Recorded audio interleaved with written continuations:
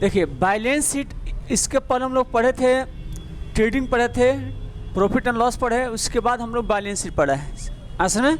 तो balance sheet में हम लोग को क्या जानना है, समझिए इसको। बैलेंस शीट में इसमें जितना हम लोग ट्रायल बनवाए होंगे, ट्रेडिंग और प्रॉफिट एंड लॉस, अब उसको क्या करना है, यहाँ बैलेंस शीट बनाना, मतलब उसको बैलेंस करना है।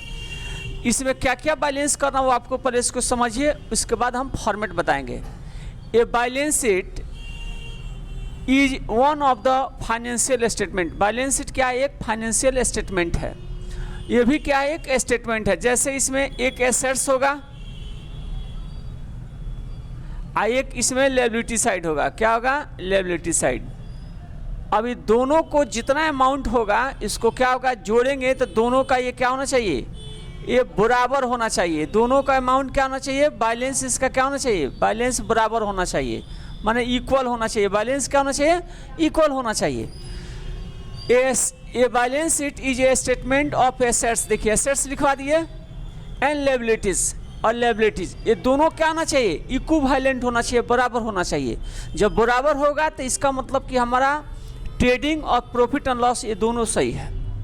आगे समझ में, जैसे इसको पहले हम लोग बताए थे जनरल, लेजर, उसके बाद ट्रायल बैलेंस बताए थे, ट्रायल बैलेंस। उसी तरह से इसको क्या बनाना है, इसमें पहले इसको ट्रेडिंग बनाए थे, उसके बाद प्रॉफिट एंड लॉस, उसके बाद बैलेंस शीट यहाँ मिला देंगे। जैसा ही मिल जाएगा इसका मतलब कि हमारा सब लेन देन सब सही है। आगे समझ में,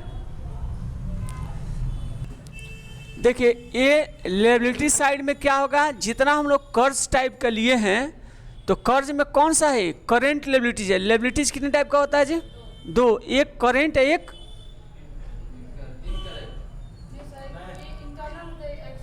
इसको बोलते हैं करेंट लायबिलिटीज, एक होता है लॉन्ग टर्म लायबिलिटीज, मतलब शॉर्ट और लॉन्ग बताएं, अंदर देना है, हाँ साल भर के बाद देना है, तो इस साल भर के अंदर वाला है। एक साल जो 12 मंथ के पहले वाला होगा वो हमको करेंट लायबिलिटीज। जैसे नहीं होगा बैंक ओवरड्राफ्ट, वो भी हमको क्या होगा, 3 माह का, कोई ओवरड्राफ्ट कितना दिन का रहता है, 3 माह का वैलिड रहता है। सिंडिकेटस, कोई बाकी उधार सामान हम लोग लेते हैं तो 3 माह के अंदर उसको 3 माह 1 साल के अंदर देना ही है, ना तो कोई मानेगा 1 साल। अरे एक माह जो नहीं मानता तो 3 माह छोड़िए ना, 2 साल छोड़िए ना, इसका 1 साल के अंदर याद रखिएगा। Income receive in advance, income receive in advance का मतलब होता है कि कोई पहले ही आपको क्या किया, पहले खत्म, हमको आप भी आके बोलिए कि सर हमको नहीं पढ़ना, पैसा आपको हमको देना ही पड़ेगा, है कि नहीं। तो जो एडवांस पैसा किसी को, कोई आपको मिल रहा है चाहे किसी को दे रहे हैं, तो इसका समय को कर्जे हो गया, वो नहीं हो गया। इसका मतलब कि वो नहीं सामान लेके तो आपको पैसा तो देना पड़ेगा। लेकिन शादी ब्याह में क्या होता है, बायना लोग के नाम से जानते हैं, गाँव देहात में बायना लोग कहता है कि नहीं, तो उसको लोग दे देता है तो वो नहीं मिलता है। शादी ब्याह कट गया, आपका काम खत्म, वो 1 रुपया देने वाला, नाच बजा कोई देगा जी, सब जितना 2000, उसीलिए कोई देखिए बायना कितना देता है, 100 रुपये 150, उससे ज़्यादा नहीं देगा। वो जान रहा कि कोई शादी ब्याह कट गया तो काम खत्म इसका, नहीं सब देने वाला नहीं होता है। कोई मिठाई उठाई कोई भी ऐसा ही बायना दिया जाता है, ऐसा नहीं। अब आ गया ऐसा में कि नहीं आया, वही कोई भी बिजनेस में, कोई देखिए बिजनेस में तो बायना नहीं होता है, वो आपको पैसा दे दिए तो जब चाहता वो ले भी सकता है। वो गाँव देहात के बाद छोड़िए, बिजनेस में है, कोई मान चलिए कोई पार्टी सा पैसा एडवांस दे दिया तो क्या उसको नहीं दीजिएगा, नहीं देना नहीं, आपको उसका काम है तो कहिए ठीक है आप मनी लेके जाइए, चाहे दूसरा प्रोडक्ट ले लीजिए, ये नहीं कहिएगा। और नहीं मानेगा तो आपको मनी तो देना ही पड़ेगा। वो तो बिजनेस में कोई एडवांस पैसा दे दिया तो आपको रिटर्निंग करना ही पड़ेगा, याद रखिए। नहीं सामान लेके गया तब, हाँ समझे। लेकिन गांव देहात वाला बात छोड़िए, उसमें बायना लोग देता है, वो नहीं लेता, उसका ये नहीं कि यहाँ पर एग्जाम्पल सटीक है, वो एग्जाम्पल सटीक नहीं है यहाँ पर, हाँ समझे। आगे समझ में, ये बिजनेस के लिए होता है। अब इसके बाद है long term liability. Long term में कौन आएगा जी, हाँ 1 साल के बाद long term liabilities. Long term liabilities में कौन कौन आएगा बताइए तो आप लोग। इसमें एक लोन आ जाएगा, लोन आएगा लॉन्ग टर्म में। कोई लोन हम लोग कार, हाउस, बाइक, कोई भी लोन लेंगे तो लॉन्ग टर्म में हो गया। आज किस में रखेंगे, ये भी हम लॉन्ग टर्म में रखेंगे। उसके बाद यहाँ देखिए कैपिटल, कैपिटल कितना है जी, यहाँ देखिए कैपिटल यहाँ लिखिएगा, कहाँ पे, यहाँ पर, या ओपनिंग बैलेंस, एक ही बात है, कैपिटल या ओपनिंग बैलेंस। फिर इसमें क्या करना है, यहीं पर लिखना लेस, लेस ग्रॉस लॉस होगा तो क्या करिएगा जी, sorry net loss, net loss होगा तो इसको घटा कर लिखना है। ये कहाँ से आएगा net loss, profit and loss से। Add net profit, net profit बताए थे, इसमें जोड़ लेना है। असल में इसको थोड़ा साइड में लिख दें, चलिए दूसरे इधर लिख देते हैं इस पे। उसके बाद इसको ऊपर से कैपिटल से फिर लिख देते हैं, यहाँ देखिए कैपिटल आगे समझ में, कैपिटल यहाँ लिख देंगे या ओपनिंग बैलेंस। उसके बाद लेस क्या करना है उसमें रहेगा तब, less net loss. Net loss कहाँ से आएगा, नेट लॉस कहाँ से आएगा, प्रॉफिट एंड लॉस आएगा। चाहे नेट उसमें ऐड कब होगा, ऐड जब नेट प्रॉफिट होगा, नेट प्रॉफिट होगा तो इसमें ऐड कर लीजिएगा, नेट प्रॉफिट होगा तो ऐड कर लेंगे। इसके बाद है लेस ड्राइंग, लेस ड्राइंग समझ में आ रहा है, ये बताए होंगे आप लोग को क्या होता है लेस ड्राइंग, ड्राइंग क्या होता है,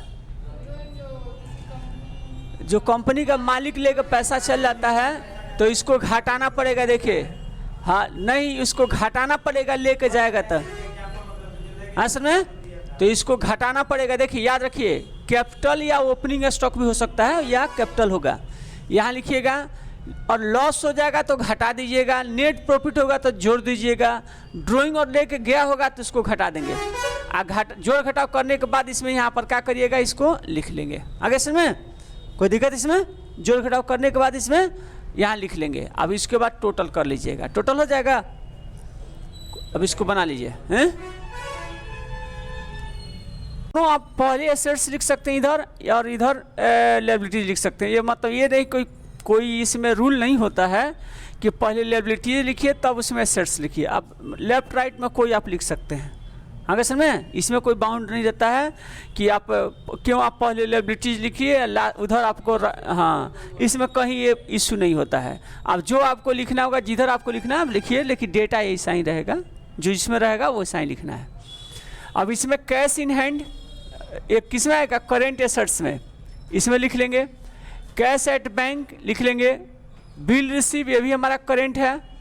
सन्ड्री डेप्टर्स जो बाकी उधार लगाए हैं तो मिलेगा, वो भी हमारा करेंट में आएगा। प्रीपेड एक्सपेंस, ये क्या है जी, प्रीपेड एक्सपेंस समझना है। प्रीपेड का मतलब होता है कि कोई ऐसा, जैसे मोबाइल में हम रिचार्ज कराते हैं तो ये प्रीपेड एक्सपेंस हो गया।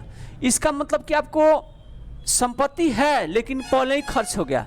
जैसे हम मोबाइल में रिचार्ज कराते हैं 700 से 800 का, तो रिचार्ज तो करा लिए, लेकिन मनी हमको 1-3 महीना तक हमको क्या होगा, हम बात कर सकते हैं, चाहे बात करा सकते हैं किसी को, मनी तो मिल ही सकता है, लेकिन हमारे पास एसेट्स है नहीं ये 3 माह के लिए, तो ये हमारा किस में आएगा, प्रीपेड जो आएगा। अच्छा पोस्ट पेड रहता तो क्या बोलते हैं, पोस्ट पेड एक्सपेंस। जैसे टेलीफोन जो होता है, आप पहले बात कराते थे और तब मनी जो बिल आता था 1 माह के बाद आएगा, वो तो किस में आएगा, पोस्ट पेड। नहीं समझे, पोस्ट पेड जो आता है वो किस में आएगा, ये लायबिलिटी साइड में आएगा। ये पोस्ट पेड आ जाता, पोस्ट पेड नहीं, पोस्ट पेड का मतलब होता है कि कोई जैसे टेलीफोन से बात करा दिए, 1 माह बात करेंगे उसके बाद में बिल आएगा, तो इसका मतलब कर्ज में हो गए। लेकिन ये क्या है, हमारा ही पहले ही पैसा चला गया। जैसे मीटर नहीं आ रहा है, इलेक्ट्रिक मीटर बिजली वाला, जो पहले ही पैसा भराइए तब आपके यहाँ जलेगा, वो बिजली आएगा तो नहीं समझ में आया, वो आप ही का है पैसा, ऐसा थोड़ा है, नहीं समझे। अभी वो पहले खर्चा हो गया लेकिन आपके पास एसेट्स है। वो देखिए ना मोबाइल में किसी का प्रीपेड वाला मीटर लगा तो उसमें बताएगा बैलेंस 500 1000 बताता होगा, वो आपका एसेट्स है, वो करेंट में आएगा, वो नहीं समझ में आया। वो आगे समझ में, प्रीपेड एक्सपेंस। क्लोजिंग स्टॉक आपको बताते होंगे कि ये कितना आपका सामान बचा, वो भी इसमें लिख देना है।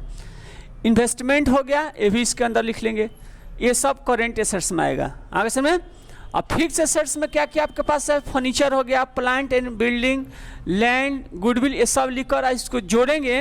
तो जोड़ने का मतलब हुआ कि ये दोनों जोड़, देखिए लायबिलिटी साइड आए एसेट साइड, दोनों क्या होना चाहिए, बराबर होना चाहिए। क्या होना चाहिए, ये दोनों का इक्वल होना चाहिए, इक्वल बैलेंस होना चाहिए, इक्वल होना चाहिए। दोनों का बैलेंस इसका क्या होना चाहिए, इक्वल होना चाहिए।